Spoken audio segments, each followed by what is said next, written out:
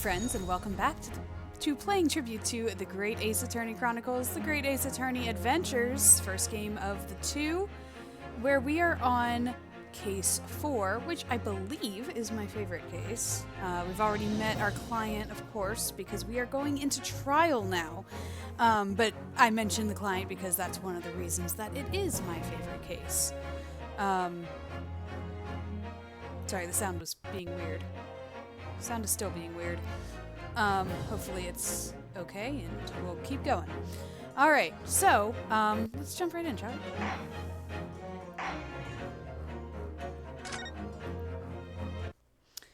Because I believe we're going to see the other part that makes this my favorite. I think we're going to see it today. We'll see. Because I don't fully remember these games. I was just thinking about how I don't remember nearly anything about the second game, because I would have only seen that once, whereas this one I at least saw twice before. Well, I never expected this. Who'd have thought we'd be back here again so soon? We're on a study tour of Great Britain with the intention of learning the country's legal practices. In order to research the latest court procedures here, we need as much court experience as possible. Well, yes, I suppose that's true, but for the person on the dock, it may as well be his or her one and only time in court, and it could be life-changing. In which case, treating it as research may seem a little crass. Oh, when you put it like that, you're quite right. Good morning! Why do I feel like that's our client? It is. Ah, Mr. Natsume, good morning. Oh dear, are you all right? Your eyes are terribly bloodshot. The early bird catches the worm, as they say here in Britain. Yes, I've heard that I've heard that expression. Every time Susato moves, I think she's talking. But she's just responding. The music is going to cut for a second. I'm going to make sure that the sound is okay. Okay, I think we're okay. But I really don't want to catch a worm. So I tried desperately not to wake up early, but I was so worried I couldn't catch a wink. And now I'm absolutely exhausted as a result. Do all literary people take things so literally? Thank you for putting your faith in us today, Mr. Natsume. We thank him as if he had a choice in the matter. I wish I had 9 lives! My whole future hangs in the balance! I'm too terrified to tremble! Well, there you go. You're trembling now. Really? Because I can feel tremors in the floor. I can't do this! I can't take this! Hello, welcome student Mr. Naruto Esquire. Yes? I caught a glimpse of the public gallery as I walked by the courtroom. It looked like the opening night of the opera. There were so many people. I had no idea my case was so notorious, such a notorious affair here in London. Oh, neither did I. Do you know why that might be, Miss Susato? I'm sorry, Mr. Naruto, but I have no idea. So that all-knowing look on your face is just coincidence, then, is it? Don't hide the truth from me! It's because of the Reaper, isn't it? Lord Van Zeeks? Is that right, Miss Susato? Oh, that was me. Is that right, Miss Susato? I purchased as many different newspapers as I could find this morning, and yes, Lord Van Zeeks is on the front page of every one. I knew it. Sometime after the prosecutor was dubbed the Reaper of the Bailey, he stopped appearing in court, it seems. It's been several years now, in fact, until the day before yesterday. Right, and it was weird that he was back in court. Yes, Inspector Gregson told us something similar, didn't he?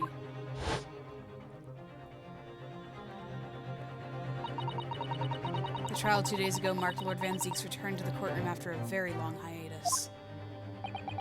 The trial of Magnus Begilded. Ugh, what a harrowing experience that was. So why now? Why come back now? I believe that appearance made even greater waves here in the capital than today's.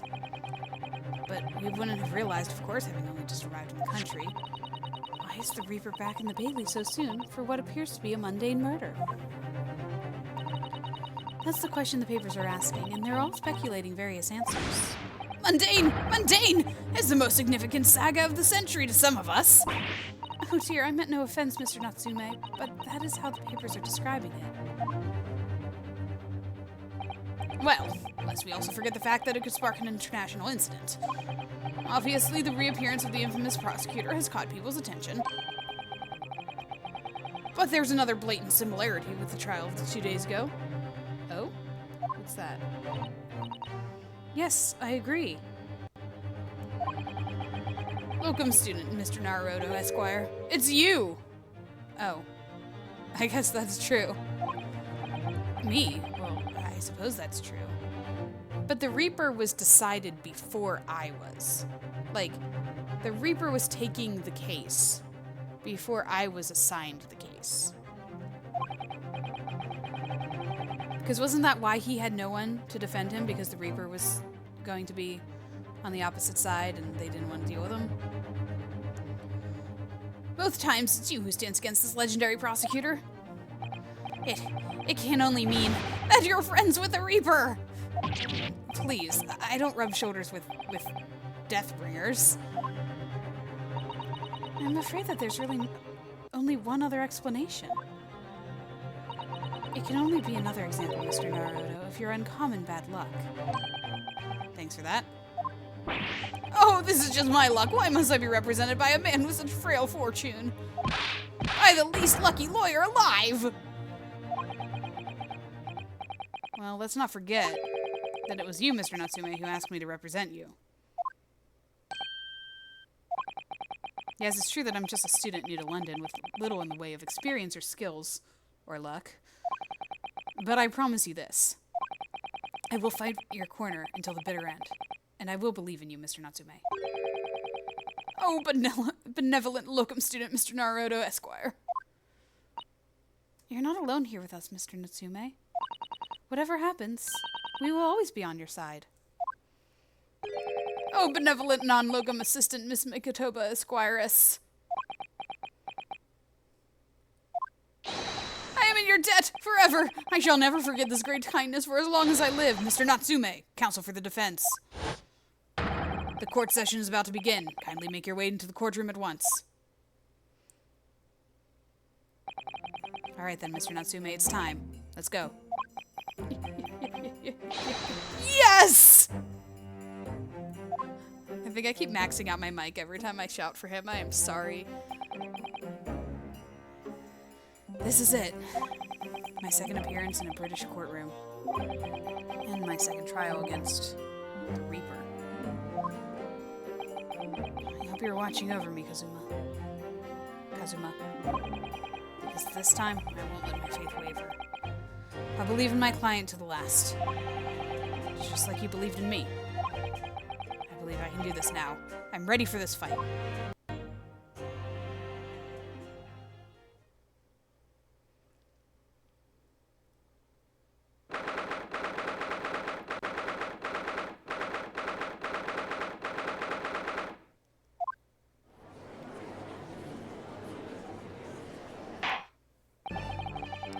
In the name of Her Majesty the Queen, I hereby declare this court to be in session. I now call upon the counsels of the prosecution and defense to declare their willingness to proceed. The prosecution is fully as a vampire again. What was my voice for him? The prosecution is fully prepared. The defense is ready, my lord.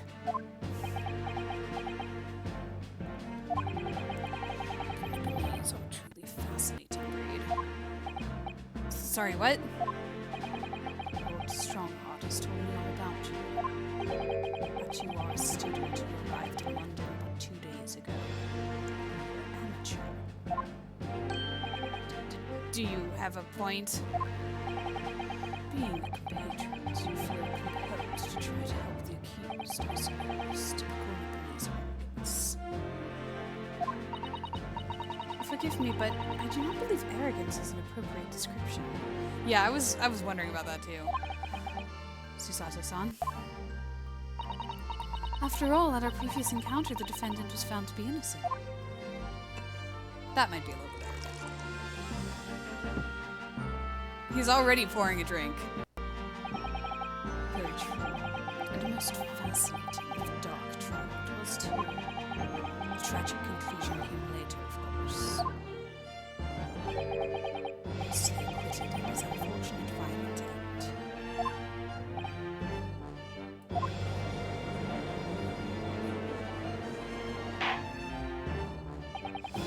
Thank you, counsels. I see both sides are on fine footing.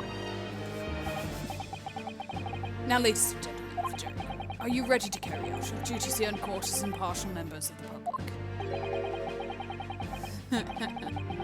Hey, I know him. You never know when you might be down on your luck, but I believe in fair play for everyone. Well, I must warn you, I'm rather more ruthless than I appear.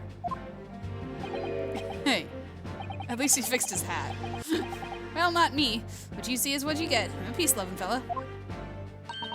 I'm afraid to say, I think quite possible that mustached foreigner did the deed. Wait, that's a conflict of interest. You know the man. Come on, what are we waiting for? No doubt he did it anyway. Sorry. Didn't quite catch that. Very well, let us proceed. Your opening statement, if you please. Lord Van Zeeks. Very recently, Great Britain signed an alliance with the rising power of Far East. The accused were adopted as a student from that same land, a certain Mr. Suseki Natsume. And while our country has extended this foreign student the warmest of welcomes, regrettably the kindness has never been returned. In fact, this student is accused of a most sinister act. Jeez. Plunging a knife into the back of an innocent woman who was doing nothing but walking down the street. A knife crime. From bitter experience, those are the worst. Bloody oath they are. Just look at the sallow complexion and short stature. He's one of those dreadful Japanese. Wow. Come on, let's get this over with. With me now, everyone. 1, 2, 3. Sorry. Didn't quite catch that. Pray, forgive the discourtesy of smashing my hallowed chalice here in this great chamber. How many hallowed chalices do you have? Allow me to call the first witness to the stand. Very well. Let's lead the inspector in, please. Oh, of course, we have to talk to the detective first. I don't think you should have food in the courtroom. Your name and occupation, please. I forget what I did for his voice already. Yes, sir. Tobias Gregson, Detective Inspector at Scotland Yard. Would you please summarize the events of the case for the court, Inspector? The victim is thought to be a young woman in her 20s by the name of Olive Green. I beg your pardon, Inspector. Thought to be? I had I was trying to do a fake Cockney accent for him, I think. Yes. Having been stabbed in the back by her attacker's knife, the victim fell unconscious. Oh, there it is. I found it. That was 3 days ago now, and she's been comatose ever since. What? So they don't even know who she is for sure? Comatose, I see. But her life is not in danger. Fortunately for the Eastern student, the child will not be murdered. Pray elaborate on the details, Inspector. Sir, if I could ask everyone to look at the street map. As I mentioned, the incident took place 3 days ago, at around 5 in the afternoon. It happened on the pavement running alongside Briar Road, a wide thoroughfare for horse-drawn vehicles. It had not long since stopped snowing as the victim, Miss Green, was walking down the street. Out of the blue, she was approached from behind by the accused and stabbed in the back.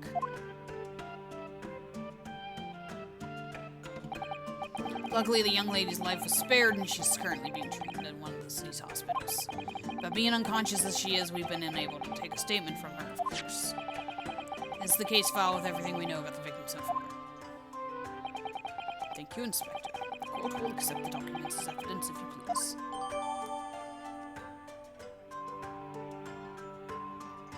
Okay, overview. So that'll be good to look at. Let's take a gander, shall we? Young woman rendered unconscious following a stab wound to the back.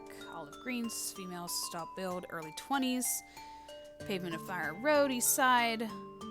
Rolly Beat is the reporting officer, or is the, yeah, reporting officer. The victim remains unconscious. Her name was gleaned from her personal effects. Other details are unknown. Apart from a single stab wound, no other signs of injury. Assailant was seen running away from the reporting officer and was successfully arrested the following day. By Murloc Jones, of course. What of the weapon that was used? That was a weird voice. I don't know what happened there. Sir, I have that here. It was removed from the victim's back. Ouch. That big thing is starting to make me scared to walk down the street now. But with a heavy blade like that, almost anybody would have been able to stab the poor woman. Even the scragged-looking Saseki-san, I suppose. A common or garden jackknife, I would say. Rather nondescript. Thank you, Inspector. The court accepts the blade as evidence. Alright, let's see if I can see anything on this. Can I look at it? Any identification?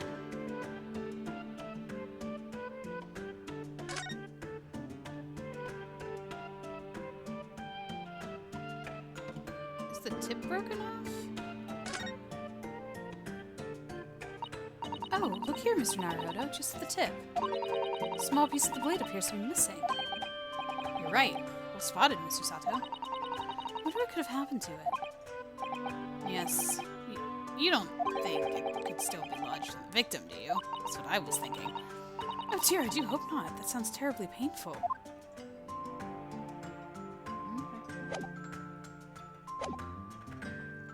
Now then, what do we know of the motive? Money or valuables, I presume? From what we can tell by looking at the woman's possessions, it seems like she's a poor student herself. Hard to imagine she would have had anything much worth pinching, my lord. I see. In that case, are we looking at some deep-seated resentment toward the victim? I'm afraid I couldn't say. Apart from visiting second-hand bookshops, the defendant, Mr. Natsume, doesn't appear to get out much. At this moment in time, we haven't been able to establish any sort of connection between him and the victim. Yes! Yes? If theft and grievance have been rolled out as the motive, what reason could Mr. Natsume possibly have had for stabbing the young woman? Yet you arrested the man in spite of that, in a totally unjustified and heavy-handed way. Objection! Okay, that's new. Pray forgive the discourtesy of flinging a freshly uncorked bottle into the public gallery. But your words have soured its hallowed bouquet. For it is you, my learned friend, who is being heavy-handed here. What? Scotland Yard does not arrest people without good cause. That should be beyond question. Inspector Gregson, the prosecution calls for your formal testimony. Explain to the court precisely why the constabulary came to arrest the Nipponese student. Yes, sir.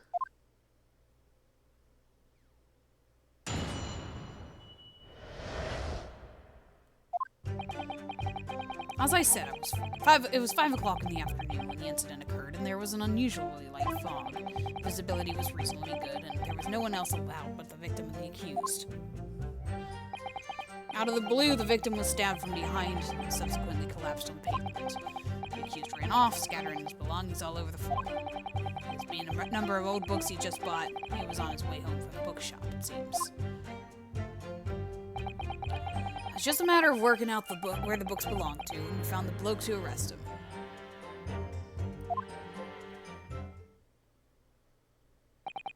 Old books, you say? Yes, my lord, I have a photograph here of the scene of the crime, taken immediately after the incident.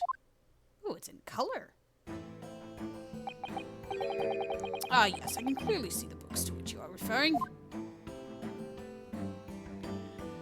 Can we have different angles of her, by chance? I will take that photographic print as evidence, please, Inspector. the scene.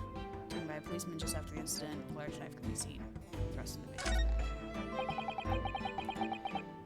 Ryunosuke are a spineless breed, too cowardly to admit defeat, denying everything despite overwhelming evidence to the contrary. Well, Forgive me, Lord Fanseeks, but the defendant is not denying everything, as you put it. What are you doing, Mr. Sato? Do go on.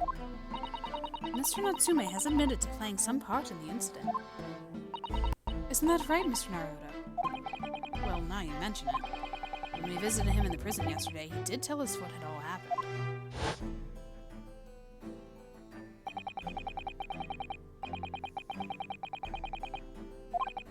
Yep, he admitted to seeing her and hearing that he had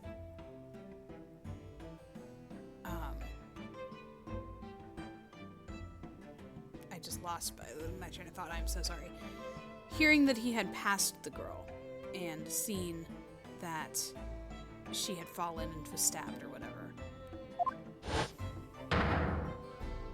So he admits to seeing the incident, just not being the one to do it.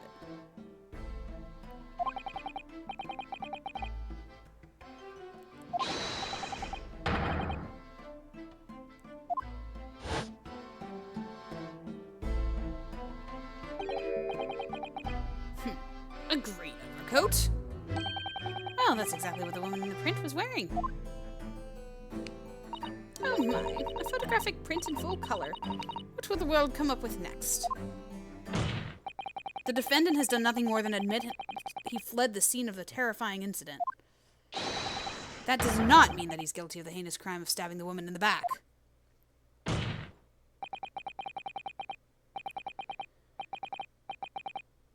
There was nobody else there at the time, just the two of them, the victim and the accused. In other words, there's nobody else who could possibly have stabbed the woman. In fact, that the accused concedes. A fact that the accused concedes. Actually, I think he thinks it was like a ghost or something. Seems a cross-examination could prove to be pivotal, counsel. Proceed, please. Yes, my lord. Nothing for it. I have to use the cross-examination to turn the tables here. It's our only chance.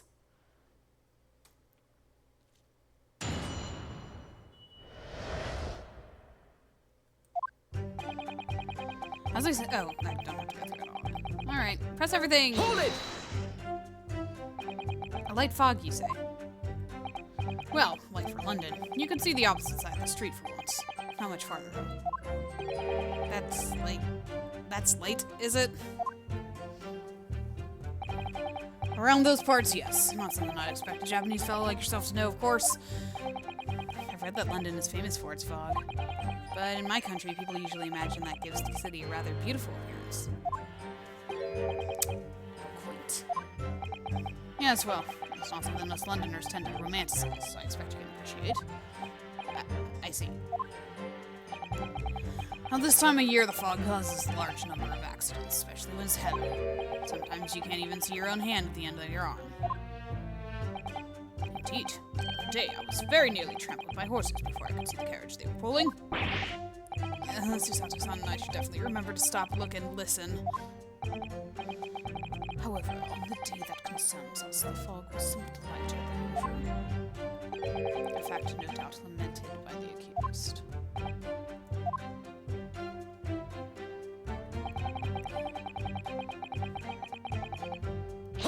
This much we know. This much we know to be true. How are you able to state that with any certainty? Quite simply, my learned friend, because that is what the witnesses to the crime have told us. Ah, yes, Inspector Gregson mentioned the witnesses yesterday, didn't he? That's right. One of them is a policeman, I believe, from Scotland Yard. That's correct, ma'am. No. Then we must hear their testimony. Prosecution will, of course, call them to the stand, should it be necessary. But wait a minute. At 5 o'clock in the afternoon in the middle of winter, it would have been dark already. No matter how light the fog might have been, no one could have seen. I'm unaware of the situation on your tiny island in the east. But here in the capital city of Great Britain, all main roads are illuminated in the night by gas streetlights. Ah! The prosecution believes there would have been ample light by which to witness the crime. Right, here in London, for the first time in history, mankind has completely conquered the darkness. Which means we really need to hear those witness statements. If I could just get through the fog of this cross-examination, maybe we'll be able to. It seems the counsel for the defense is taking stock. Continue with your testimony, Inspector.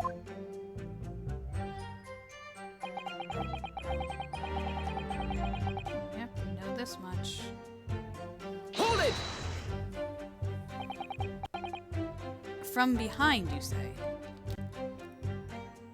Whoa, sorry about that. I realized that my computer was not plugged in, and I needed to fix that. From behind, you say? Sorry, it's all a whole bunch of technical difficulties in this episode. I apologize. That's right, as you can see from this print. Yes, quite so, Inspector. The handle of the weapon is clearly protruding from the victim's back. Would you say this poor woman, Miss Green, remains in critical condition? Comatose, no less. Afraid so, my lord, yes. She's been being treated at parts. I was hopeful that she'd come around before the trial started so I could take a statement, but it wasn't to be. Yes, that's indeed a pity. I'm combining their voices again. Would have been most illuminating to hear the victim's own account of events. Luck is on your client's side, it seems. Or perhaps not. On the contrary, my client has been exceedingly unlucky. The force of tone is seriously undermined by those disturbingly wide eyes, I'm afraid.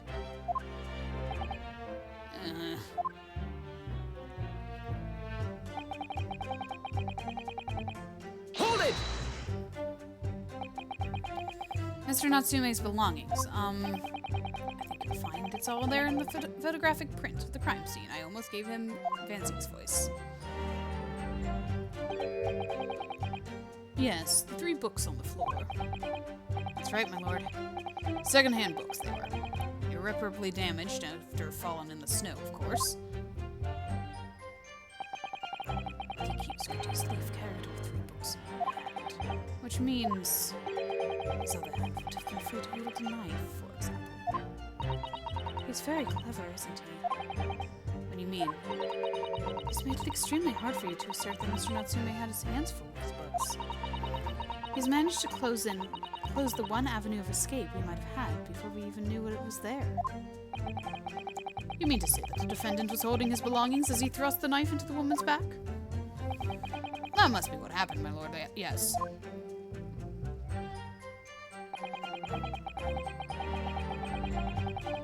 Hold it!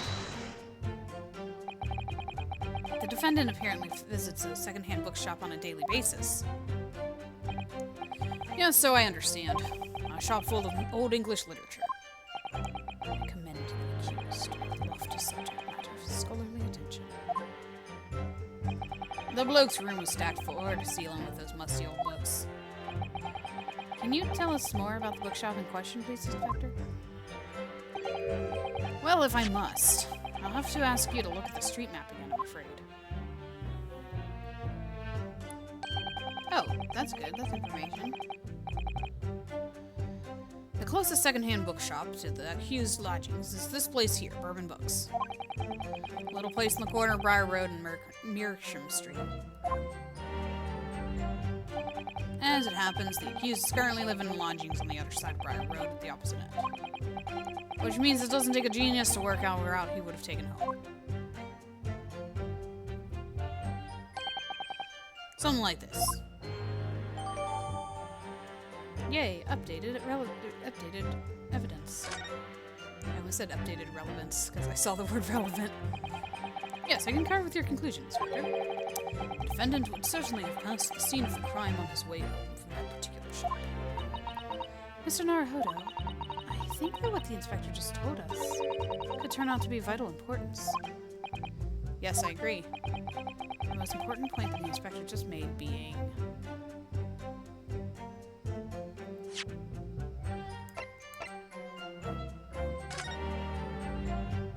the bookshop's name.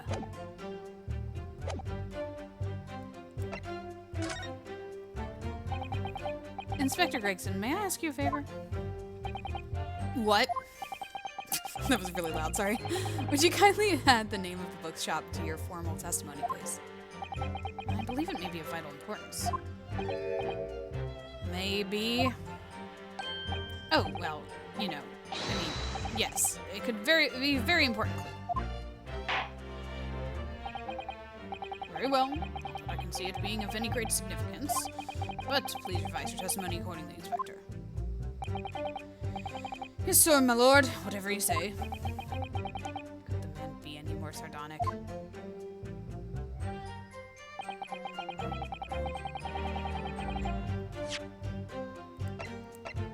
Objection! If I could just stop you there, Inspector Gregson. What is it, Sunshine? I'm a busy man, you know. This is a receipt we found in Mr. Natsume's room. It was issued on the day of the incident and details the purchase of 3 second-hand books. And you found that in the accused room, did you? Yes, but the point is not where the receipt was found, but the name of the shop printed on it. Go on. This receipt was issued from a bookshop called Your Books. Your Books? Y-O-R-E, I presume. Yes, my lord. So Mr. Natsume did indeed purchase a number of books at a second-hand bookshop that day. However, the bookshop in question was not Bourbon Books. What? Inspector, did you know of this other bookshop? Yes, sir. Your Books is another second-hand bookshop not far from Bourbon Books. It's just that, well, it's such a small place, I didn't think the accused would have known about it. Objection! But in fact, that is the bookshop where the defendant visited on the day in question. And this receipt proves it. Objection! Yes, for what difference it makes. Wherever the man purchased his musty tomes, it makes no difference in the final analysis. Objection! I disagree. I mean, after all... I have the street map here, if it might be of help. Oh, yes, thank you. Have a look at this, please.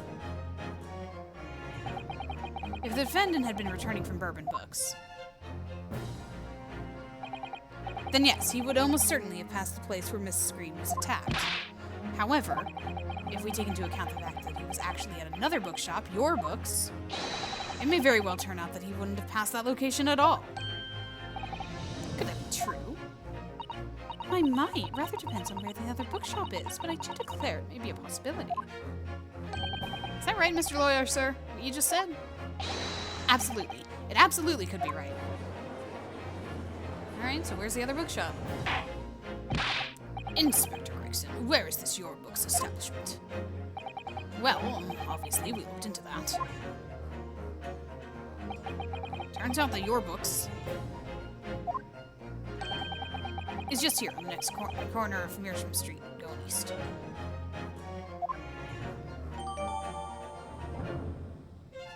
Okay, so it's further out.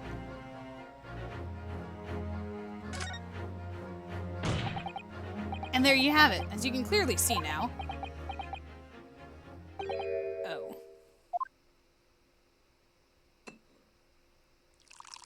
Now please, sit back, relax. My learned Nipponese friend is obviously in training to be a clown the way he regales us with such witticisms. To your future career in the circus. You put that glass down now, or I'll put it down for you. Didn't think I needed to spell it out, but here we go. If the accused is coming home from Your Books instead of Bourbon Books, there's no doubt he still would have passed the place where the victim was stabbed. Yes, thank you, Inspector.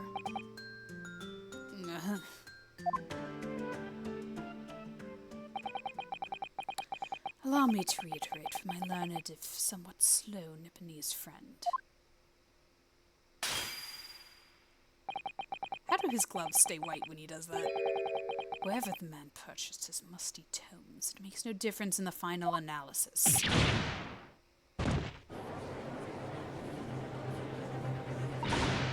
As I suspected, you can't fool me, and I don't suggest you try. What do you say, huh? What did I say, eh? I've had enough of this now. Beg your pardon, terribly sorry, but would you mind repeating that? Mr. Naruhodo, we mustn't give up. What do you mean? If the prosecution's assertion is correct, the members of the jury may very well decide that Mr. Natsume is guilty. She's absolutely right. We must think. We must consider the assertion just put forward by the prosecution very, very carefully. The claim Saseki-san must have passed the location of the incident on his way home from your books, but... Sure.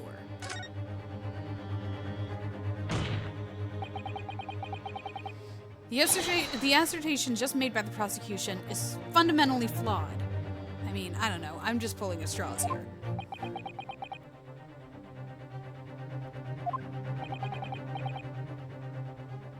Explain yourself, counsel. Yes, my lord. You can see what I mean on this map. When returning from your books to his lodgings, Mr. Natsume could have followed the route suggested by the prosecution. However, that isn't the only conceivable route to take between the two places.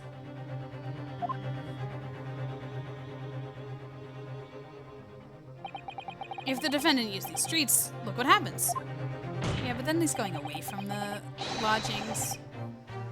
He arrives back at his lodgings without passing the location where the victim was attacked. Objection! Talking back to a clown's fool's errand, of course. However, I feel compelled to point out that route is what commonly referred to as the long way round. Yeah, that's what I'm saying. Sorry, buddy. Ah. On a cold winter's night, why would any man choose to take a longer route home? Well,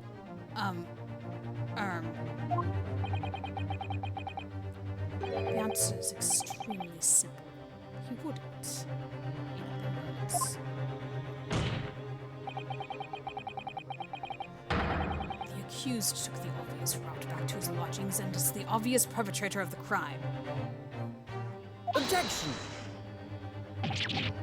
But, yes, I've got it. Obviously, we must ask the man himself. Ask Mr. Natsume which route he took home. I've already informed the court of the accused's response to such questioning. He claims he has no recollection. That's helpful. That's right. As I said, the bloke seems to spend his time outside wandering aimlessly from A to B.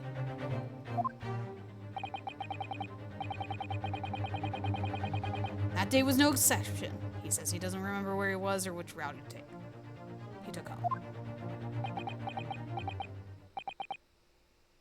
I don't believe this.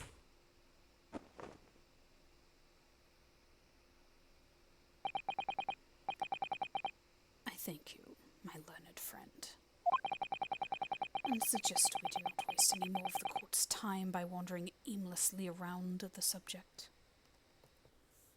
Well, that accomplished nothing. Though maybe it's important to know what the where the bookshop actually is, and that'll be important later. Pray, what say you, insightful jurors? Oh, please no. But even if that is the case, the defense still...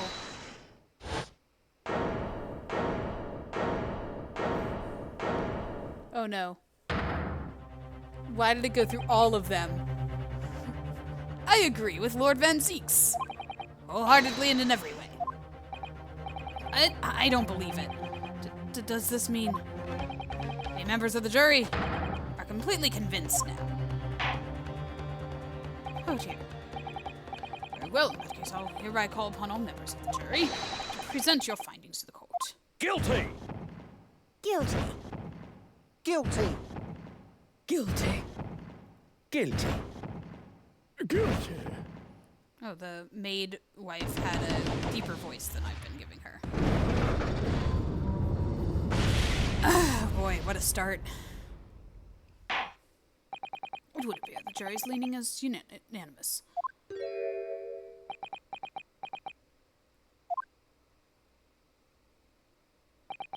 To the insightful members of the jury, I applaud your brave resolve. You serve Queen and country admirably. Mr. Naruhodo. No, not yet. This isn't over yet. I still have one last chance to sway the opinion of the jury. I have to tip the balance of those scales the other way. I have to turn this around. Somehow.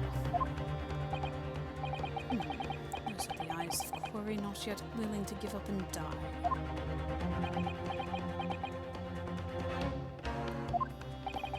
So I presume you intend to hold your rights again in this trial. Rights of the defense written into antiquated British law that should have been buried long ago. Call it antiquated if you will.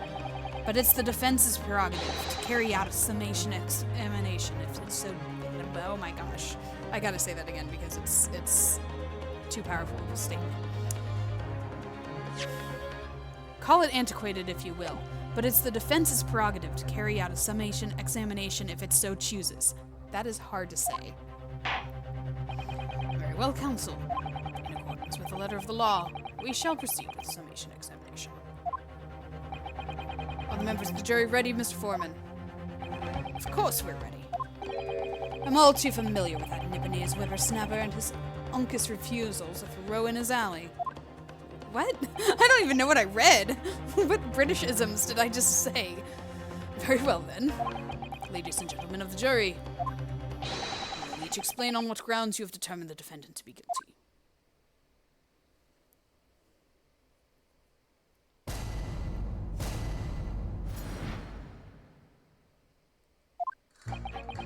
For pity's sake, that little Nipponese oddity already admitted it himself, didn't he? If he said that the woman in green collapsed before his eyes, why, it can only have been the victim. The man wouldn't have gone around the houses on his way back from the bookshop. Not in the winter. So the poor woman was attacked from behind, was she? How dreadful. I really don't care. Can we just wrap this up now? I got work to be doing. Your books, yes. Nice shop, that. But bourbon books? No, not worth a visit. Oh, that was completely pointless. With only minor exceptions, the reasons for finding the defendant guilty are all too clear. When the stabbing occurred, the only two people at the scene were the victim and the accused. And the accused himself has admitted to seeing the victim in her green overcoat sink into the ground before his eyes. Furthermore, we have heard from the inspector that the defendant then fled the scene. I must say, I would have ample grounds to convict this man already. Oh dear, even the judge appears convinced of Mr. Natsume's guilt now. Oh, why did he have to run away like that? And how are we supposed to believe in some phantom attacker that nobody could see? This is impossible. How can I possibly make a case for the defense? Mr. Naruhodo, this is no time for grumbling. If we want to force the trial to continue... Yes, I know. I have to turn the tide. I must make the jurors change their minds. Well, 4 of them, at least. Exactly. We have no choice but to forge forward. You have the floor, counsel. Begin your summation examination. Yes, my lord. I just need to keep this trial going somehow, whatever it takes. Come on, Ryunosuke. You can do it.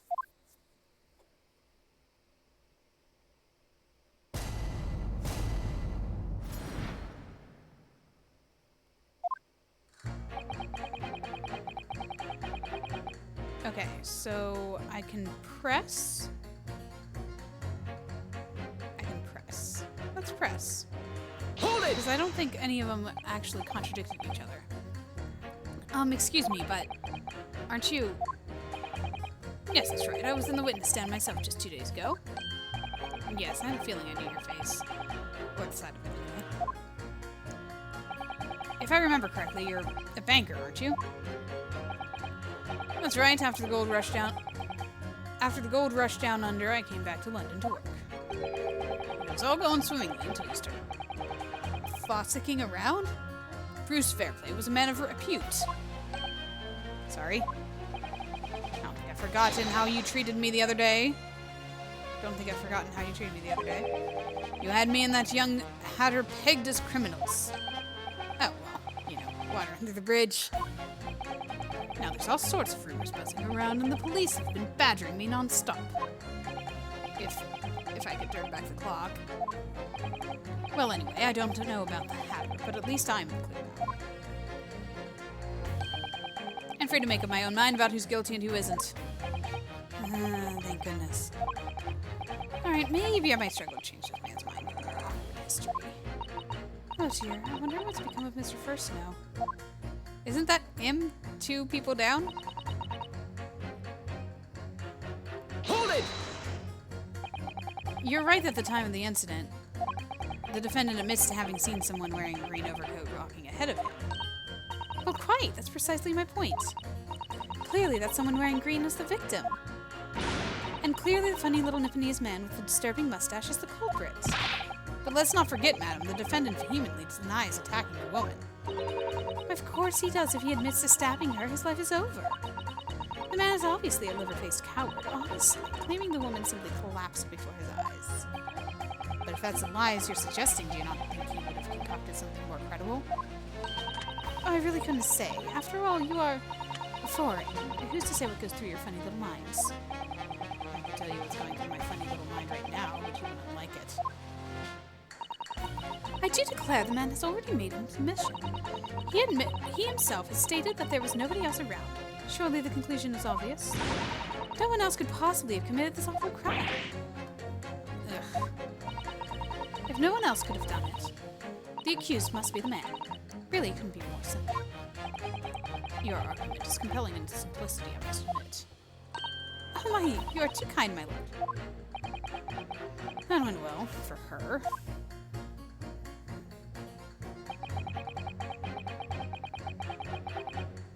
Hold it! But you can't deny that there are other routes Mr. Natsume would have taken back from your books. Ah, yes, like you drew on the map, you mean? What was it? Calabash Road or something? Precisely. It seems to me that what counts is whether the little Japanese fellow actually went that way or not. Well, yes, that's true. And at the moment, there's no proof that shows he did, is there? Well, yes, that's true as well. And as I understand it, the accused himself doesn't remember which way he went, does he? Well, yes, that's annoyingly true. Winter nights are dark and cold, so the way I see it, you want to get home as quickly as possible. Well, yes. Why is all this true? So really, the only thing that makes sense is that he went home along Briar Road. I'm supposed to be convincing you here. I have given it a lot of thought, you know. I didn't just make up my mind on a whim that he did it. I mean, if there's some logical reason why he might have gone to Calabash Roadway, I'd be different. I'd be happy to reconsider my position in that case. Honest, I would. A reason why Soseki-san might have taken the longer way home. Yes, a good reason. I don't imagine you'll be able to sway this young man's opinion without one. Alright, that might come after after pitting others against. Hold it! Whatever's the matter, young man? You're the wife of Mr. Garrett, aren't you? The landlord who runs Mr. Natsume his room? The master's wife? Where do you get your ideas, sir? I'm the maid, you understand. She's keeping up that charade? Ugh, this is going to be awkward. Why didn't you mention this yesterday? That you'd been selected for the jury of this trial, I mean? Well, I was told not to mention it to anyone until the day of the trial, you see. It was in the letter, you see. The instructions were very clear, so I'm afraid I had no choice. I see. Anyway, Mr. Natsume, the defendant, takes lodging in your master's house, doesn't he? That's right. Although he's only been in a little over a week now. And in that time, surely you must have taken stock of his character. Does Mr. Natsume look like the kind of man who would commit a crime such as this? Oh my goodness me, yes. He's just the sort. What? Spending all his time in that dark and dingy room, sporting that unscrupulous mustache. The man never speaks, and don't get me started on those shifty eyes. All the neighbors are talking about him. I've heard them, you know. People think he must be building a bomb in there or something. Jeez. Oh dear, poor Mr. Natsume. How could people say such things about him? He's just a harmless bookworm. Nothing more. Well, you just called him a worm, so... Anyway, I'd better be careful about inviting this maid to speak. She said enough things already.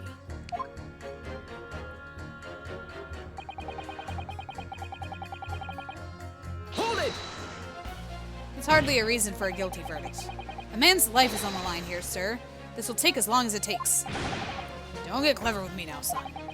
My life's on the line, too, and so's my family's. Ah. The likes of you wouldn't understand, but a laborer like me can't afford to take time off. If I don't work, I don't eat. And neither do the wife and kids. Oh, I see. That must be very hard. I go to the union every morning to find out what needs doing. If you're late and the work's taken, it's tough. If you're late. The time of year, there's the weather, and wow. This time of year, there's water and gas and light bursting left, right, and center. You have cheap labor to get the roads dug up to fix it. It's hard slog from dawn till dusk it is.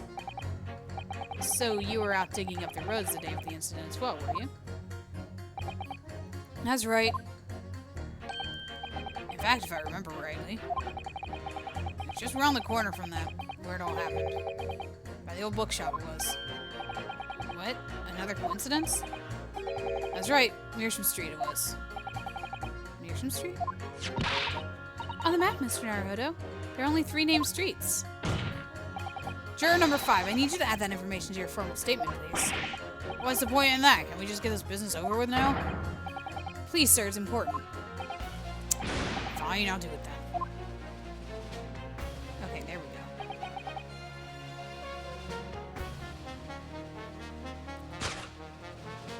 It was this guy.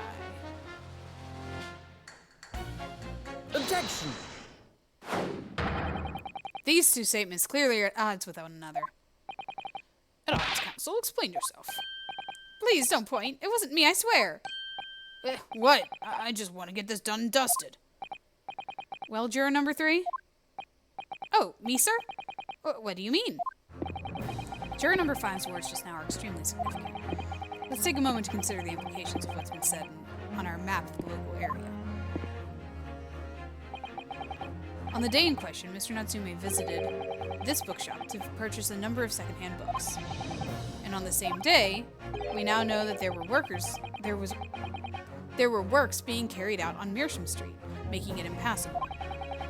Which means that the defendant's route home could not have taken him along Meersham Street and down Briar Road. I swear I can you guys. Oh yes, of course. Wait, what do you think, sir? Well, yes, you can't believe that, really, can you? We must have had a good 2 yards or more of the pavement up. Every gentleman and gentlewoman that came along had to turn back and go the other way. So, the only conclusion is this. The defendant must have taken the longer route back to his lodgings. Yes, I suppose he must have. I suppose that must be right, eh? Juror number 3, you said the following. The man wouldn't have gone around the houses on his way back from the bookshop. But, we see now that he had no choice. Yes! My lord, Mr. Judge, sir, if I may? Yes. I don't think in all good conscience that I can say that the man's guilty now. Yes, I'd like to see this trial continue so we can get to the bottom of what really happened.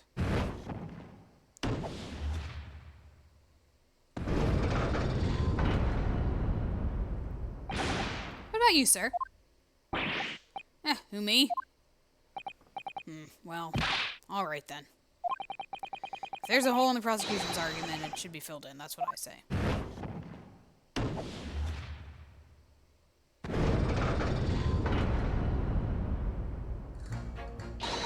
Oh, well done, Mr. Naruhodo. That was wonderful. Well, we managed to change a couple minds at least. It strengthens our positions somewhat. Yes, and it will prompt the other members of the jury to reconsider their stance as well. They'll be asking themselves if their current leanings are really right or not. Now, if only... If we could just identify one more clue or discrepancy that will make them stop doubting Mr. Natsume, we might be able to tip the balance completely. Yes, that's exactly what we've got to do. Yanzeeks is looking to bring this trial to an early conclusion. That's what we have to prevent, by whatever means we have at our disposal. He's not allowed to talk during this, remember. Thank you, Counsel. On with the summation examination, please. Yes, my lord. Okay, so now we just have to talk to the old guy. Say not guilty at this point so I can see where this trial goes. Whether it's digging up roads or digging up the truth, you gotta see it through to the end, haven't you? Okay, what do you have to say? Hold it! Sorry. Fold it? You say? Fold what? No. What I said was hold it. What I wanted to ask was, do you visit your books often? I like the old books they have in there, yes. I enjoy reading them over a nice cup of old tea. That's my daily routine, you see. Same thing every day, including the day you're talking about. And at what time did you visit your books on the day in question? Well, I was picking up books there all afternoon, and it would have been just before 5 that I left. That's my daily routine, you see. Same thing every day, including the day you're all talking about. Just before 5, you say? Exactly when the victim was attacked. Are you sure about the time? Oh yes, no mistake there. I remember it well. I'm not about to forget that day in a hurry. Not after the dreadful time I had. What do you mean? Well, I was walking down Calabash Road when I slipped on the ice and donked my head. It's always worse after the snow stopped falling. That's when it's most slippery. Knocked myself clean out, I did. Really thought my number was up. Wait a minute, let me get this straight. This happened on Calabash Road. That's right, I live in Cornpipe, you see. Heading down Calabash Road is the quickest way for me to get back from your books. Juror number 6, I must insist that you add that information to your formal statement. It may very well be extremely significant. Sorry? Extremely sick? No, I'm quite all right now.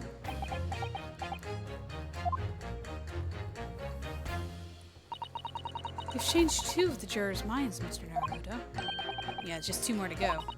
Deliver the finishing blow now. It's time to turn the tables here. Wish I knew how to do a Susato takedown. Suppose words will have to suffice for now.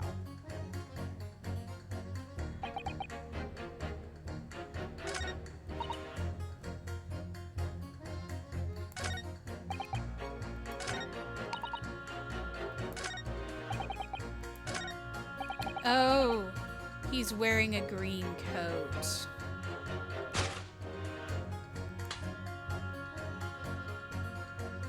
Objection! Those 2 statements clearly show a flaw in the jurors' reasonings. A flaw? What are you talking about, counsel? Well, juror number 2? Juror number 6? Why, whatever do you mean, sir?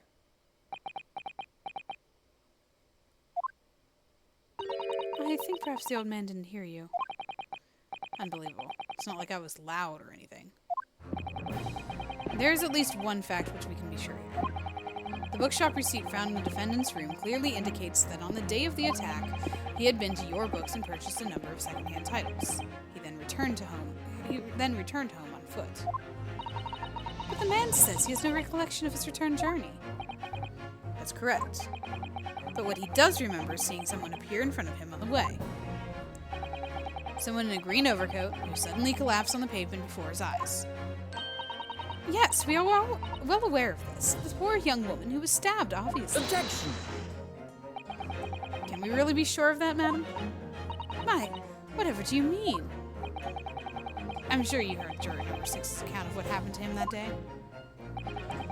The same afternoon, there was somebody else apart from the victim. who was wearing a green overcoat and who fell over on the icy streets in the neighborhood. Oh my! My goodness, you mean... That's right. I'm referring, of course, to hard of hearing juror number 6. Are you suggesting that the person in the green overcoat whom the defendant saw collapse in front of his eyes was the jolly old gentleman at the end of the bench here with me today? That is entirely possible, yes.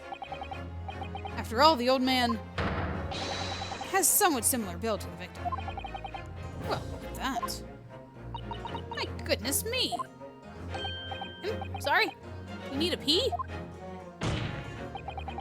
And crucially, we know precisely where the old man in the green overcoat fell. On Calabash Road. Therefore, if the person who Mr. Natsume saw collapsing in front of him was in fact juror number 6, it means the defendant must have taken the long road back to those lodgings. If that's true, then clearly the crime scene on Briar Road where the woman was stabbed was not on his way home. Oh my. You idiot old man, if you hadn't been so daft as to be roaming about there, we would have boxed this off hours ago.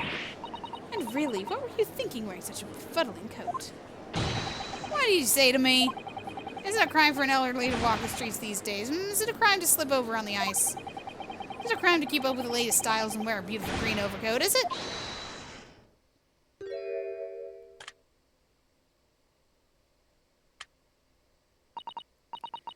My lord, I do hope I won't cause any inconvenience, but you'd like to change your leaning, I presume?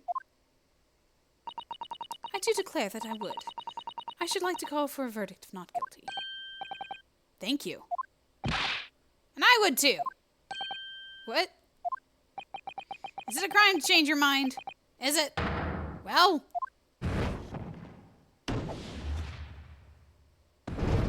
Well, there you have it, guys. We did it.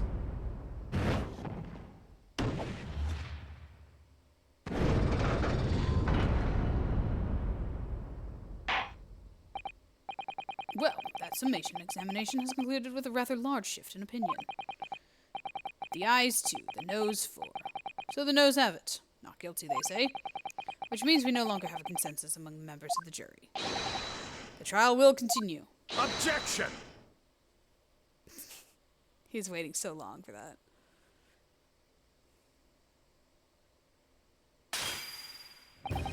Did you enjoy the taste before you crushed it?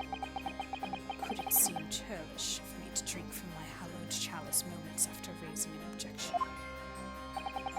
Only to crush it in disgust. Pray forgive the disgust.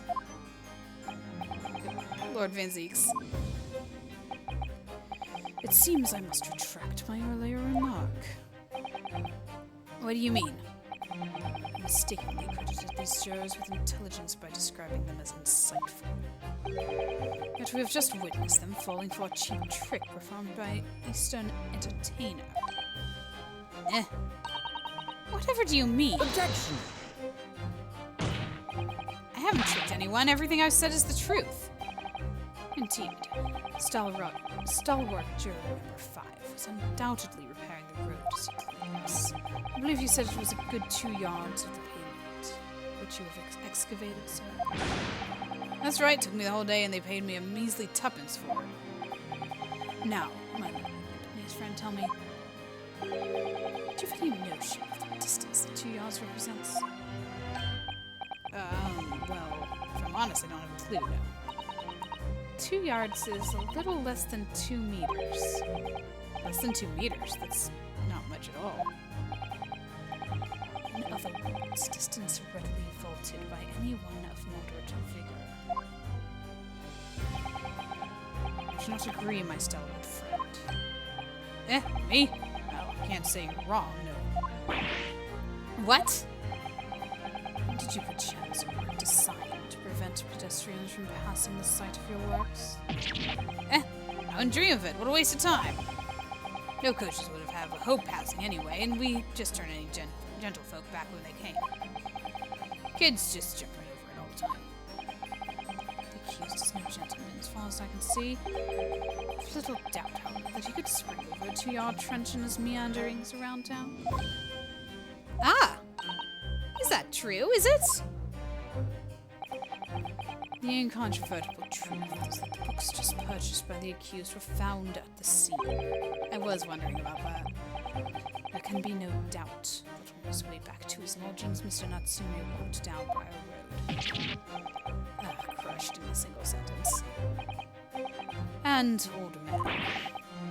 Old man, you can talk. You say that at around 5 o'clock on the day in question, you slipped and fell on Calabash Road. Pray, was that suspicious looking Japanese behind you at the time? Oh, I can't say as I remember. You don't remember? How about a wager, my learned friend? You say that it was this older man that the accused saw, but I would say 1,000 to 1 against you being able to prove it.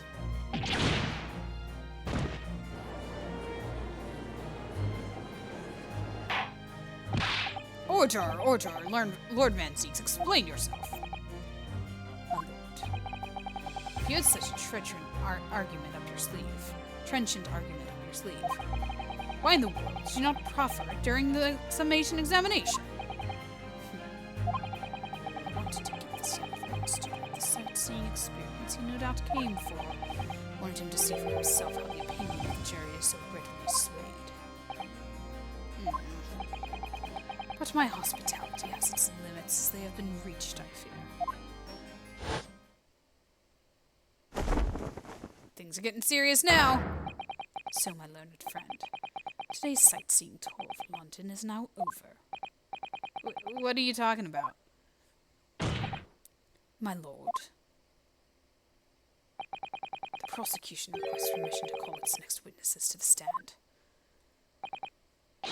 Granted. Bailiff, bring forth the witnesses. Its next witnesses? Mr. Naruhodo, do you not remember? We've been told on several occasions that there were eyewitnesses to the incident. Yes, I remember. One of them being a Scotland Yard policeman, no less. I'm afraid that's likely to be the prosecution's next witness. Alright, no matter who Van Zeeks brings to the stand as his witnesses, and no matter what they say, I believe in Soseki-san. I know he's innocent. I think that's what it said. Yep. And I'll keep believing to the very end, until this battle is over. I love the witnesses. There they are. Witnesses, please state your names and wait patience for the court.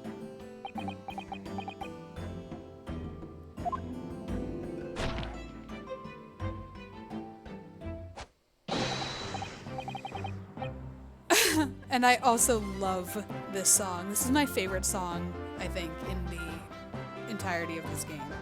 It's called Farce Bustling People. I looked it up so that I was ready to say that to you guys. That's what it's called. Anyway. Constable Rolly Beats, huh? Nothing to report on the streets, huh?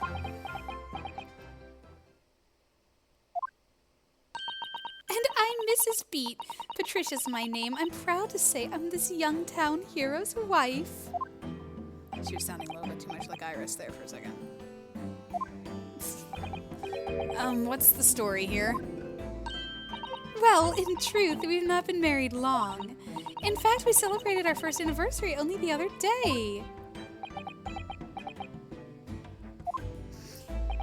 No, it was your husband I was asking about. He seems tired. Oddly surprising.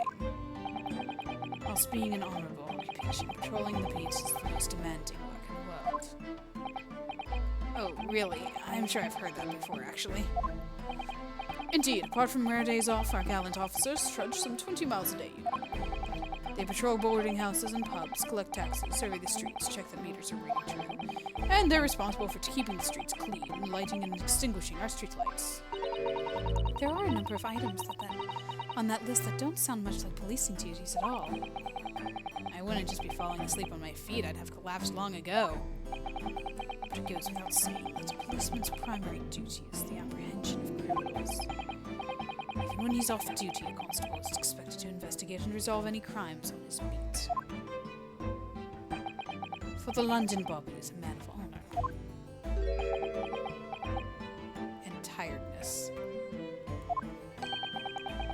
And a man of slumber. Yeah, there it is.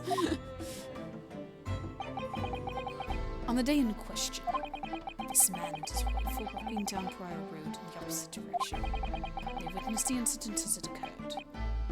Is that not correct, Mr. and Mrs. Beat? That's right, sir. Isn't it, Rolly? So their names together are Pat and Roll Beat, Patrol Beat. Constable Rolly Beat, sir. Nothing to report in the streets, sir. What a great witness he's going to be. Very good. I'd like to hear your formal testimonies now, please. You will tell the court exactly what you saw in the afternoon of the incident. Yes, sir! I love that the theme just keeps hitting with that.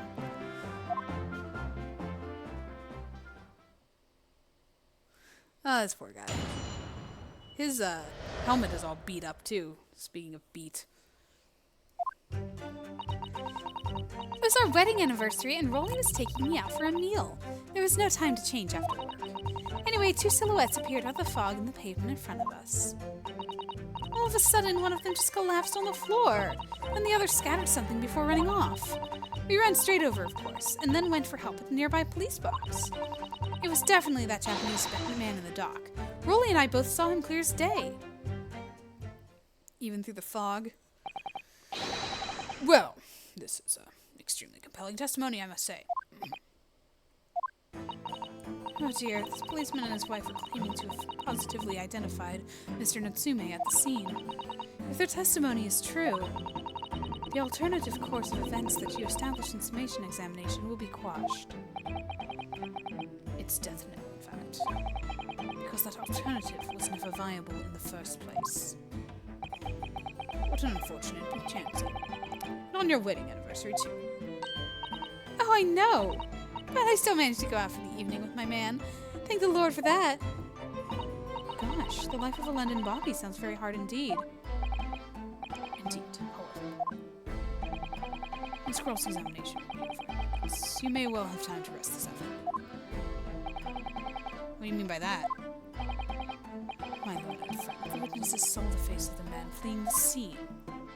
I'm testifying under oath that it was without a doubt the accused, Mr. Soseki Natsume.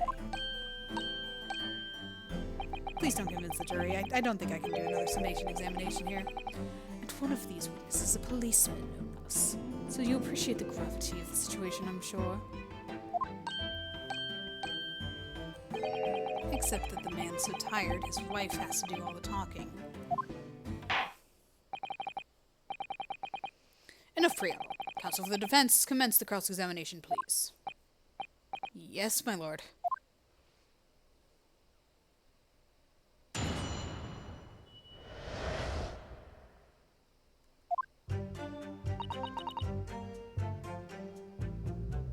Hold it! No time to change after work, you say? Are you also a member of the police, Miss Beat? Mrs. Beat? Oh no, sadly not. It's a job for strapping young men only. Women, children, and elderly can't even apply.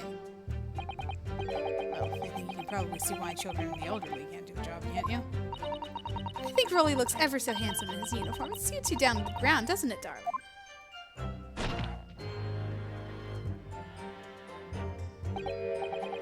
What? I just finished my beat. Pat and I were heading back to the station. I was actually planning on getting changed there. Is he talking in his sleep? This is creepy. Oh, no, Rolly, I much prefer you in uniform. Sometimes I don't recognize you when I see you in plain clothes. Oh dear, that doesn't seem healthy. Kindly adhere to the point. You were going for a meal after you had finished your beat that day, correct? That's right, sir, yes. Although I was fit to drop, to be honest, after spending the whole day on my feet. By policing is my life, sir. As long as I'm the proud owner of this, I serve my city and my queen to the end. What's that now? My warrant card, sir. Proof that I'm a London copper. It has the noble founding principles of the force written on it. A reminder of all us policemen for sworn duty. To patrol the streets of London town and uphold the peace of the common man. Sa! And for such a noble cause, I cover 20 miles every single day without fail and without a grumble. Because I know that the plodding in my boots is all Londoners need to hear to feel safe and secure. So, fighting crime doesn't appear to come into it then. But sa! Just on the one particular day, I was looking forward to celebrating my wedding anniversary. Mrs. B puts up with a lot of being married to a hobby like me. I wanted to show my dear wife how much I care. Oh, Pat. Oh, Raleigh. Oh, what a charming couple. Their young love is such a joy to behold. If a little over the top, perhaps. And then, kindly describe what happens next.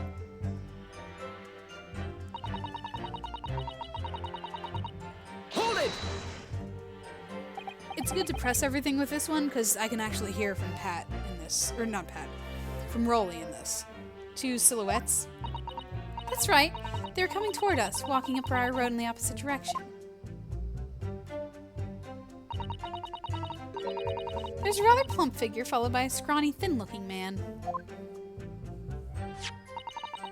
That does sound exactly like the victim is pictured in this print, and like Mr. Natsume. Yes, unfortunately it does. I just certain that at the time there was nobody else nearby. Oh yes, quite certain. It was dark, but there are streetlights on Briar Road, you see. There was nobody else around at all. Isn't that right, my darling?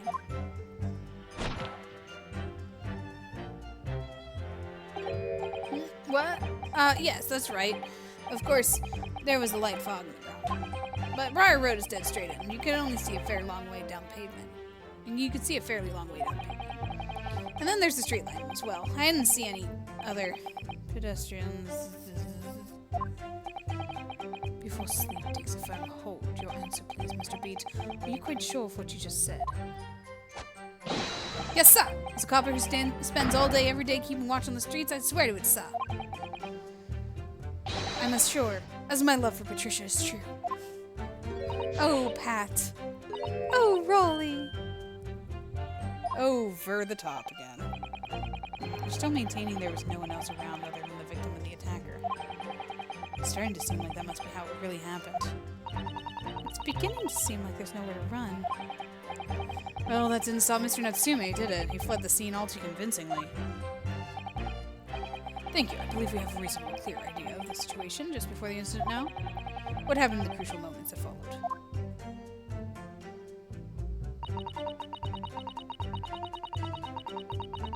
Hold it! Scattered something. What do you mean by that? Oh, well, I couldn't quite make out what it was at the time. But then when we got closer, we realized what it was. Didn't we, darling?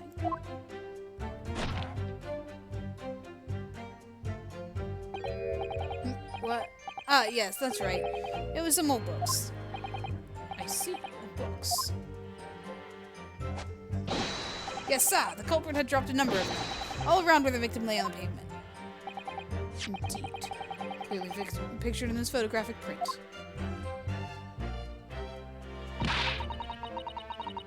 That rotten Japanese man did that when he did the deed. Hold it! Let's not forget that it remains to be established that the defendant was indeed the attacker. But we saw him. It was the man in the dock without question, sir. The mustache, the hunched back, the cat-like eyes, the tout mouth, the snub nose. Everything! Any more insults you want to throw in? That's right, he looked down at the poor, defenseless woman with those terrifying, intense eyes. And then suddenly threw his books into the pavement and ran away. I see. This is tough. They seem as though they were telling the truth here. May I remind the court, this unambiguous testimony comes from a policeman and his wife. Now please continue. Yes, sir!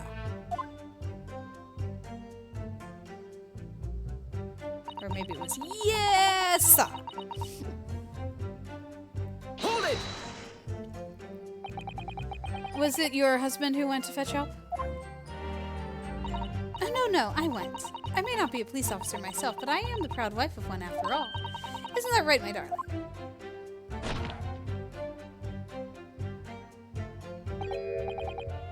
Well, yes, that's right. I asked Mrs. B to go. I was off duty by that point. But a hobby's never truly off duty. Or a bobby. I was about to say, wait, this is your hobby? I mean, it might as well be. But Bobby's never truly off duty, of course. So I felt obliged to stay and guard the scene. Very laudable, Mr. Meat. Preserving the scene of the crime is a task of considerable importance. That's why I sent Patricia, you see. Told her where to find the right police box. Forgive my ignorance, but what do you mean exactly by the right police box? Depends on a crime's location, you see, as to who deals with it. Where the woman was stabbed wasn't actually on my beat. So I told Patricia the way to the police box for the beat the incident fell under, so she could go and report it. I ran there as quickly as I could and asked for help from a Bobby on duty. There's nothing more potent than a young couple in love working together, you know. And thanks to your swift response, the case was quickly resolved. The actions of two model citizens. Oh, please, you're making us blush. Isn't he, darling?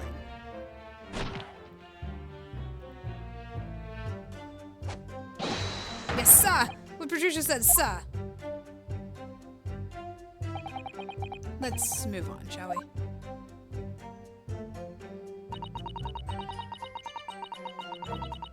Hold it! But surely you wouldn't have been able to see his face by the light of the gas street lamps, would you?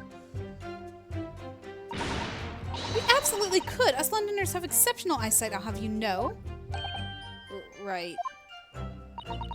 The light from the street lamps was more than enough. Poor Rolly. And my husband already told you that the fog was only light, didn't he? Yes. And what of the fog? The famous fort across the globe, I believe.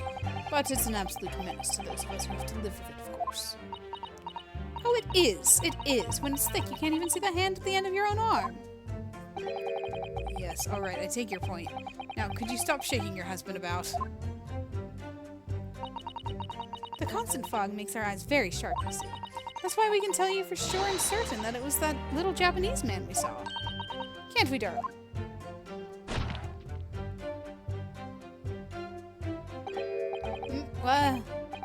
Yes, it was the accused and no mistake. The mustache, the hunchback, the cat-like eyes, the taut mouth, the snub nose.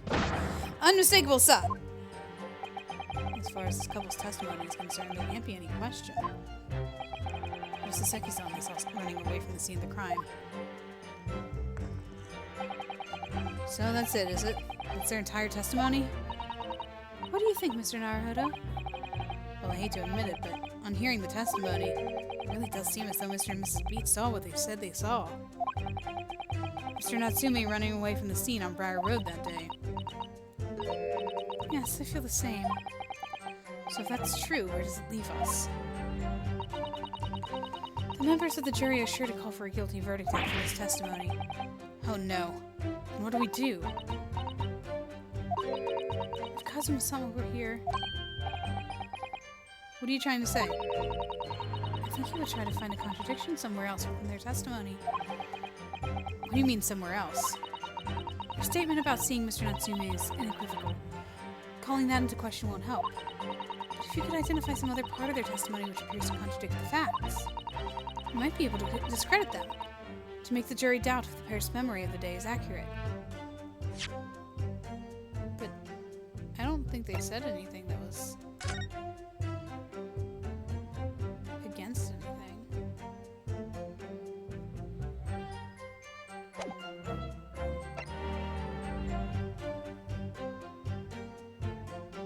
The books.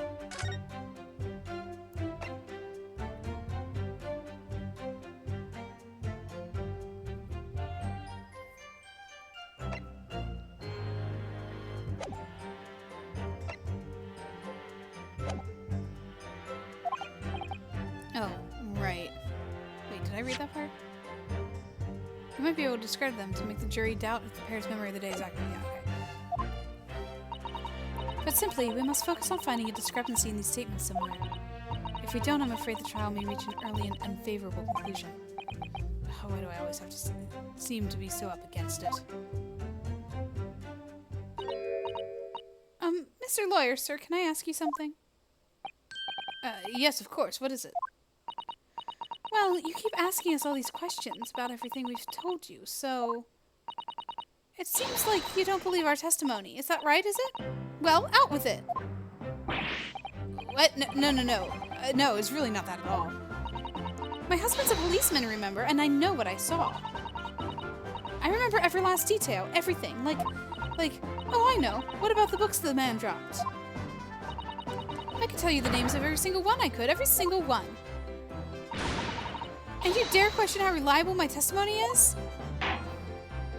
Okay, name them. Do it. No, it won't do at all. Sorry, he was saying, okay, that'll do. The Japanese lawyer has no idea what I'm capable of. Even if I decide to forgive him for insulting us, don't think for a minute that Rolly will... I really didn't mean to cause offense. Please put your husband's fists down. Perhaps you would like the opportunity to supplement your testimony, Mrs. Beat. Yes, please do. Might that appease you? Oh, thank you, my lord. That'll settle things nicely. Wouldn't it, darling?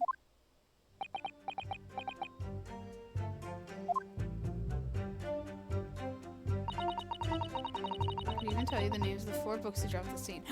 4?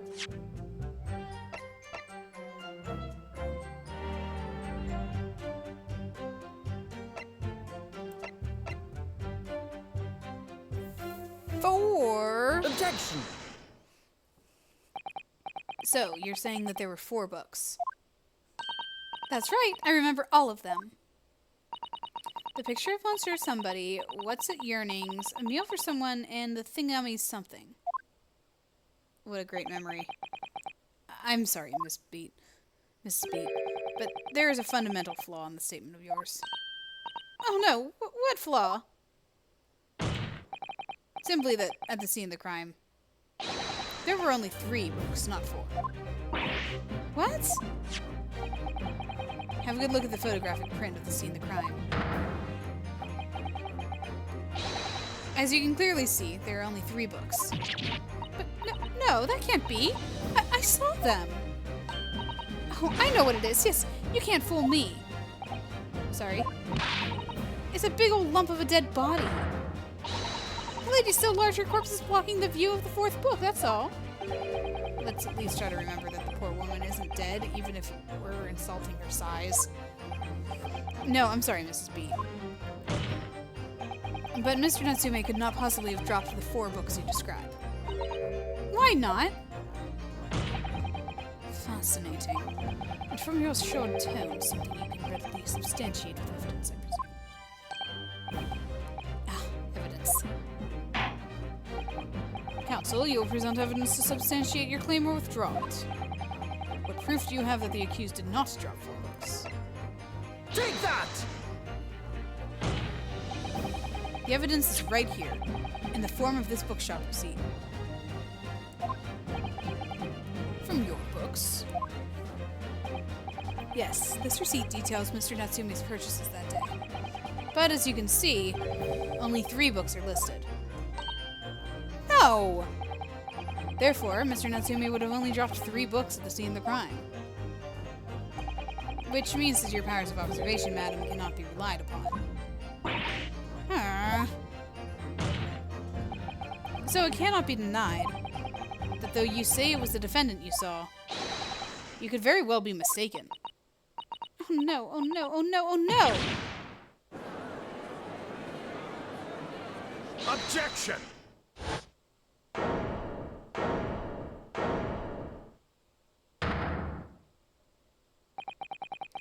It's plainly evident that it is your powers of deduction that cannot be relied upon, my learned Nipponese friend. What? What cannot be denied is that these 2 witnesses saw the accused running from the scene, a fact that you know very well and have no hope of disproving. So you've striven to avert attention from that by dint of some inconsequential discrepancies. Would that be fair? He sees right through me. But your plan has somewhat recoiled against you. What are you talking about? It's quite simple. Let me explain with a toast. To the policeman's wife and her entirely accurate testimony in every respect. Oh! You see, the matter is not up for debate. At the scene on Briar Road, a total of 4 books were most definitely... Objection! But what about the photographic print? It only shows 3 books.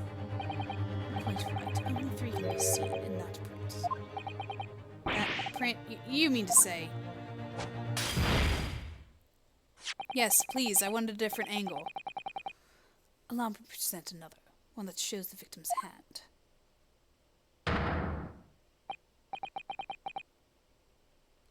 I don't believe it. It's the 4th book. As you will observe. The 4th book was hidden from view in the original print by the victim's torso. No.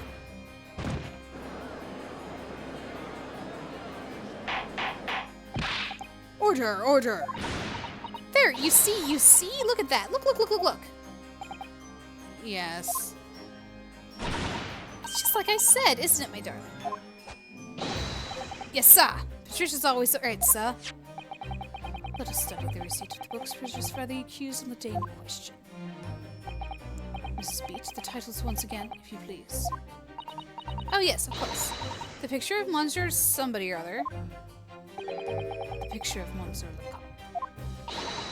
What's it? Yearnings. Canterbury yearnings. A meal for someone. A meal for Gabriel, in fact. As the court has just heard, the witness remembers the books flawlessly, save for a few minor details. Mrs. Beat's powers of recollection can only be described as exceptional. And did you hear that, Rolly? The gentleman paid me a compliment. Yes, sir. Flawless, sir. Patricia's flawless. But there are only 3 books on the receipt, and Mrs. Beat mentioned 4. There's nothing surprising about that. Clearly the 4th book is that which is shown in the photographic print. I'm sorry, counsel, but does that not seem odd? Why should the 4th book be omitted from the receipt? It's not odd at all, my lord. As the photograph clearly shows, the 4th book was found in the victim's clutches. In other words, it belongs to the victim. The victim was holding her own book. I wonder what became of that 4th book.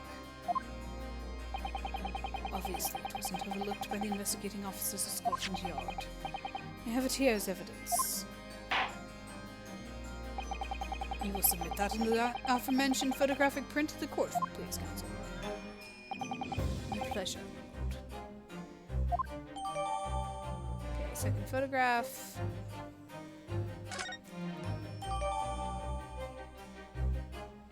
And the Lion's Pride. The prosecution rests. Let's take a look at it.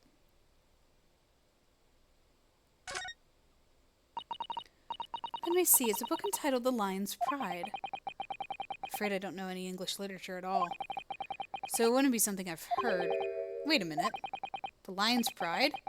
That's strange. I think I have heard of a book by that name before. And very recently, too. It's a title I recognize too, Mr. Naruto. Oh, man. That's very well drawn. Oh, look at this! The book has been badly burnt. You're right. You'd never be able to read it in this state, especially not the latter pages. What a terrible waste. Judging from the scorched edges of the paper, I think the damage must have occurred very recently. A book recently damaged by fire. Why does that seem to raise a red flag with me?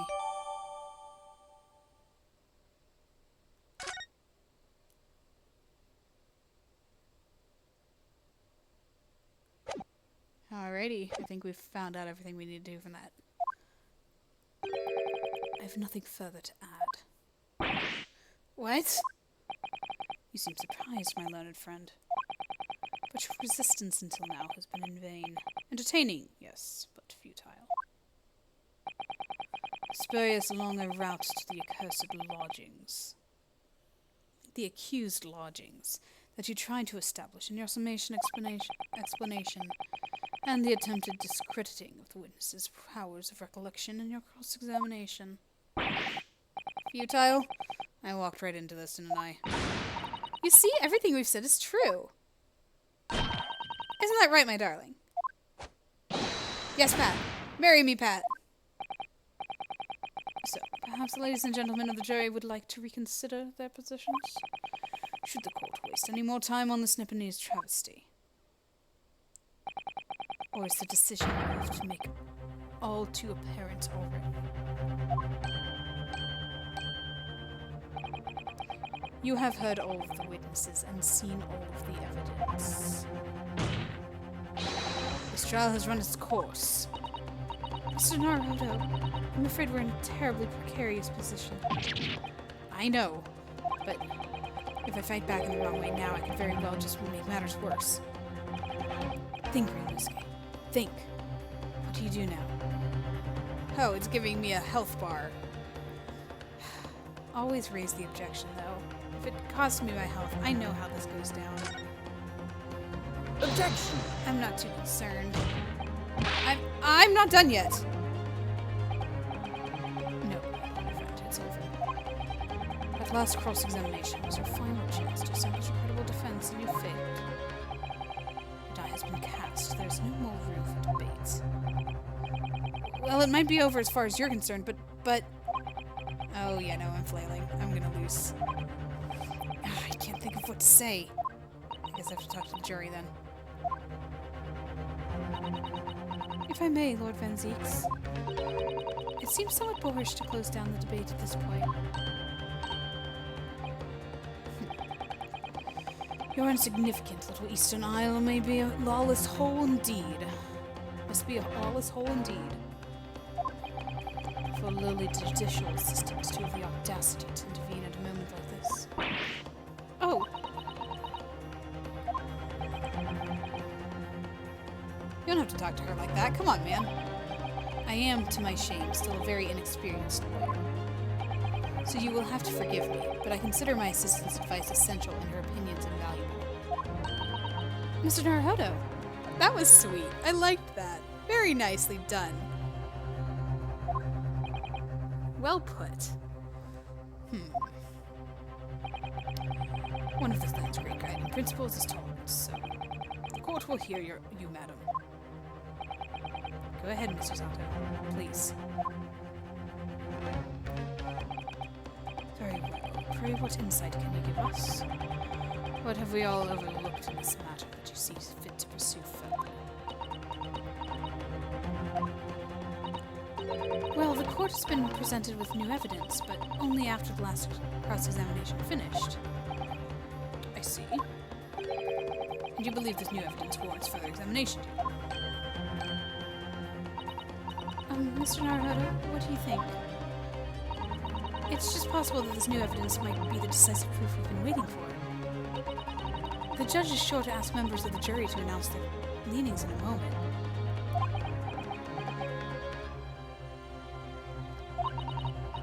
And of course, he's sure to ask you to explain what the crucial piece of evidence is and why. So we must take this opportunity to examine the newly presented evidence as thoroughly as possible. Which we have, yes. Yes, I understand, and thank you, Mr. Sato. This is it. Susato-san has managed to win us one last chance here. I can't let it go to waste. The defense wishes to present evidence, my lord. Very well. The defense may present one further piece of evidence. Evidence that apparently offers a profound insight into this case and has hitherto been overlooked. Take that! The evidence in question is what we can see from the newly presented photographic print of the crime scene. The fourth book found in the victim's hand. Objection! discussed the first book and the fourth book at length. Other than it being in the victim's grasp at the time of the incident, no significance has been attached to it. Pursuing the matter further would be a flagrant waste of the court's time, as you well know. Yes, I'm afraid, counsel, I must concur with the prosecution on this matter. When I afforded you this opportunity, you led the court to believe that the evidence in question contained a hitherto undiscovered clue. So I must insist that you elaborate, counsel. You will identify this clue to us. Do I make myself clear? Yes, my lord. It's, Mr. Naruhodo, I believe the prosecution is trying to avoid thorough examination of the evidence. Which means you may very well be on the right track. Yes, I think you might be right. So, counsel, precisely where is the vital clue to this case, which this fourth book concerns? Right about here. Got it! I would ask the court to observe the back of the book in question. The back? What do you... Good gracious! It's been burnt to a crisp! So we have to ask ourselves, why was the victim clutching what clearly is an unreadable book? It's undeniably an extremely unnatural thing for her to have been doing. Objection! Unnatural. But what of it, my enemy's friend? Oh. I to concede the point. If it bears no relation to the case, there is nothing to discuss. So, should you wish to assert that the fire damage is some veiled clue as to what happened that day? Pray, do enlighten us on what truth does this charred book hide? A charred book.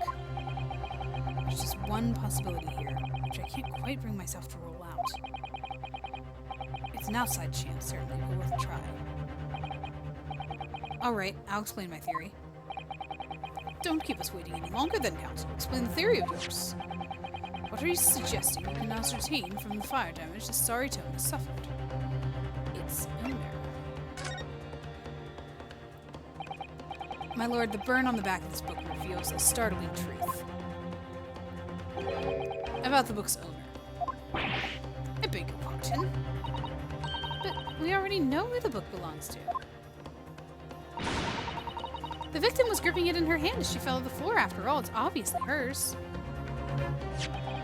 And the question of how this book came to be in the victim's hand has yet to be answered. However, as to the question of who the book really belongs to and where it originated, the defense has very credible answers. Good gracious, how can you possibly? Very well. I'll play along with this futile attempt to delay your inevitable demise.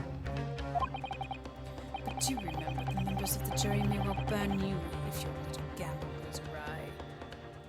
Well, one particular member of the jury should know better. Quite honestly. To be completely honest, counsel, the defense's response here is very likely to influence the final outcome of this trial. So tell the court, would you claim the owner of this burnt book?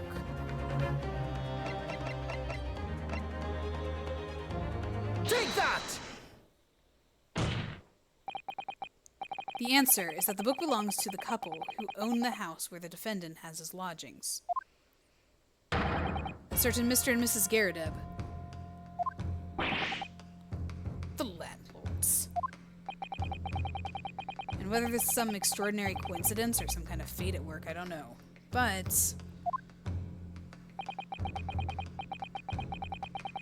of all the people in London, one of the 6 chosen for jury duty in this courtroom today is none other than Mrs. Garadeb herself. Oh my goodness. Me? I think you must be mistaken, sir. I'm not Mr. Garadeb's wife. I'm his maid. Things would be so much easier if you would just drop the pretense. Alright then. How about a simple question for you? Have you ever seen this book in Mr. Garrett's house?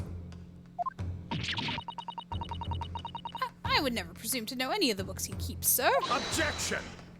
Give it a rest.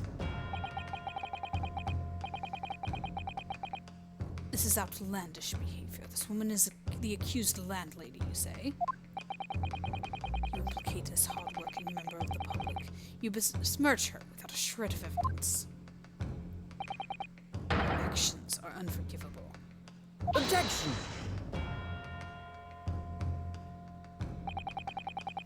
This is not mere conjecture.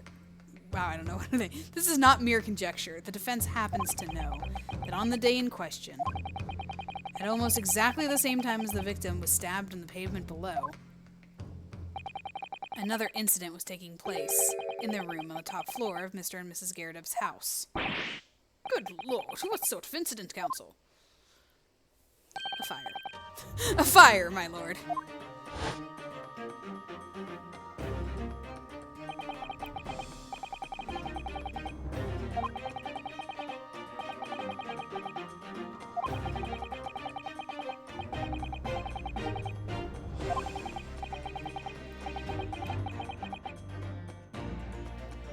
There it is. We did hear the title before. He's not happy. Lion's Pride. By Jove, the very same title the subject of this debate. Oh dear me. Objection! This is risible. All you've told the court is that a book by the same name was involved in a fire. In which case, it wouldn't be reasonable to assume that it was burnt to ashes. It would be assumed. And entirely unreasonable to infer that it magically removed itself from the scene of the crime. To the scene of the crime. What? Wait, what did he say? Yeah, to the scene of the crime. Perhaps it would make more sense if I told you that the cause of the fire was marital discord. Without going into details, it happens that Mrs. Garrett's was considerably enraged. Apparently, she continued to attack Mr. Garrett's even amid the flames. Oh, how awful! I can't even imagine being so horrid to the one you love. Can you, Rolly? Absolutely not, sir. My Patricia would never raise a finger against me, sir.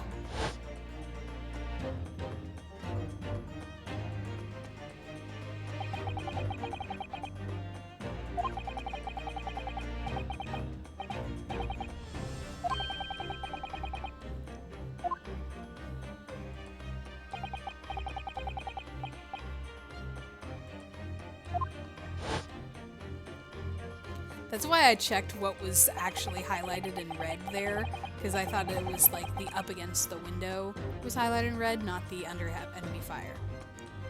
The man had his back up against the window and he had burning books thrown at him. Goodness gracious, are you suggesting that the book was thrown through the window and landed coincidentally at the scene of the crime? Objection! A thorough investigation of the surrounding area was conducted at the very evening of the incident, and there's no report of the Garrett's window pane being broken. That's quite true. We also saw no sign of broken glass when we visited the Garrett household. But is it not conceivable that the window was open at the time and not even remotely? Let's not forget the season and the chilling weather that accompanies it. No Londoner would ever leave a window open in the middle of winter. What about to, like, air out smoke, though? Does the defense postulate the scenario in all seriousness, counsel? Do you earnestly claim that the book found at the scene was a flaming projectile thrown by Mr. Garrett's wife? I believe it's a possibility, my lord.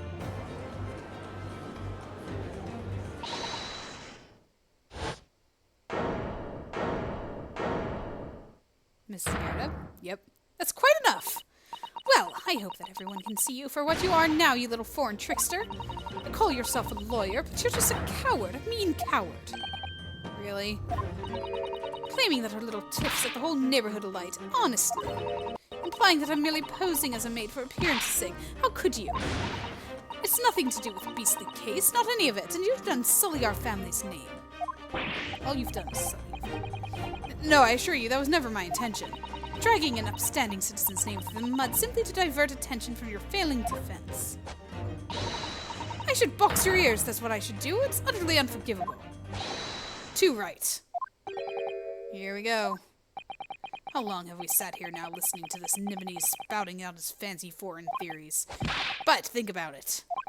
At the end of the day, the only person who could possibly have stabbed the victim is that little hunchback with a mustache. And he ran away from the scene, too.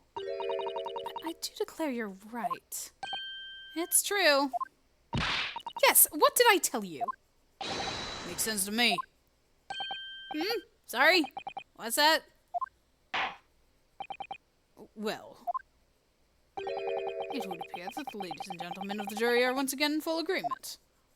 Oh man, I thought I was on a roll there. What's your position, Lord Van Zeeks? He's gonna sit back and relax. In truth, my lord, I feel these have been unnecessarily protracted proceedings. But then one must always exercise patience in order to savor the best vintage.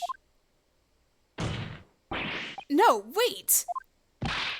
The mystery of the fourth book still hasn't been... If books are your predilection, my learned friend, study them on your own time.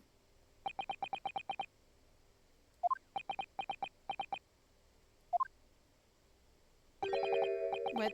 No, forgive the discourtesy this time? I was waiting for it too. In that case, ladies and gentlemen of the jury, you will now state your individual decisions regarding the defendant's culpability for the court to hear. Guilty! Guilty. Guilty. Guilty. Guilty. Guilty!